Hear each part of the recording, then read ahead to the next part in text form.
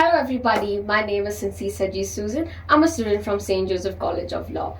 Today, I'll be talking about the Wildlife Protection Act 1972, a cornerstone of our nation's legal framework for biodiversity conservation. The Wildlife Protection Act 1972, a key to saving India's wildlife. Why was this law needed? By the 1970s, India's wildlife was in great danger.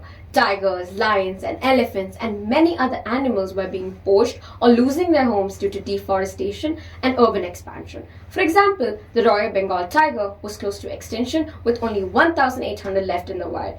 This law was created to stop illegal hunting and protect animals and their habitats through legal action. Earlier, wildlife was a part of the state list, meaning only states could make laws on it. But the 42nd Constitutional Amendment of 1976 moved it to the concurrent list. So now both the center and the state governments can make laws on wildlife. Also, Article 48 of the Indian Constitution tells the state to protect the environment. Article 51A(g) makes it duty of all citizens to protect nature. The Act classifies animals and plants into 6 schedules based on how much protection they need. Schedule 1 and 2, highest protection. Example, tigers and elephant. There are strict punishments. Schedule 3 and 4, less endangered species but still protected. Schedule 5 lists animals called vermin like rats and crows, which can be hunted. Schedule 6 protect specific plant species like red wonder orchid. What are the key provisions of the Act? Section 9, hunting animals in Schedule 1 to 6 is completely banned. Section 11 and 12 allow exceptions in certain cases, like if the animal is dangerous to human life for scientific research or if it's seriously injuring crops or livestock. Section 39, all wildlife animals are considered government property. Section 51, breaking the law can result in jail time or even fines. What is the protected areas to conserve wildlife in the natural habitat?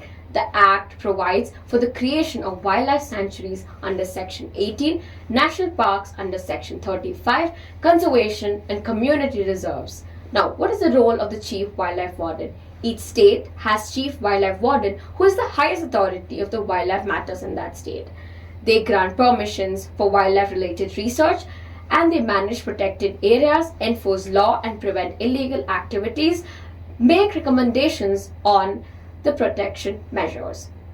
What is international links? What is CITES? India is a part to CITES, Convention on International Trade in Endangered Species of Wild Fauna and Flora, which aims to stop illegal wildlife on trade across countries. The Wildlife Protection Act enforces CITES regulations in India by controlling the import or export of the endangered species, regulating trade in exotic animals. Now, the Wildlife Protection Amendment Act 2022, the 2022 amendment, which has already been passed, came into force in 2023. It brought many changes. First one is it reduced the 6 schedules to 4 for easier classification, added more species to protection list, especially exotic and CITES listed animals, empower the central government to regulate invasive alien species, strengthen the role of the wildlife wardens, improved enforcement to stop illegal wildlife trade.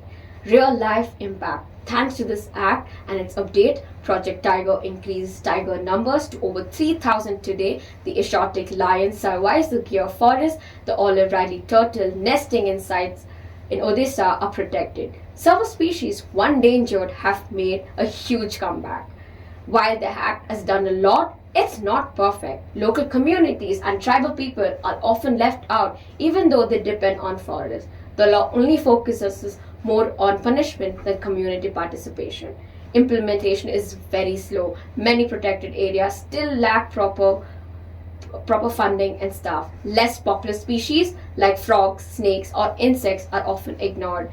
The Wildlife Protection Act 1972, along with the 2022 amendment, has created a strong legal framework to protect India's diversity. It has saved many species and protected ecosystem. But as we look to the future, stronger community involvement and better enforcement and scientific conservations are key. We must remember protecting wildlife isn't just about saving animals, it's about protecting ourselves and the future generation. Let us all commit to being better guardians of the natural world. Thank you. And for such videos, please subscribe to our YouTube channel.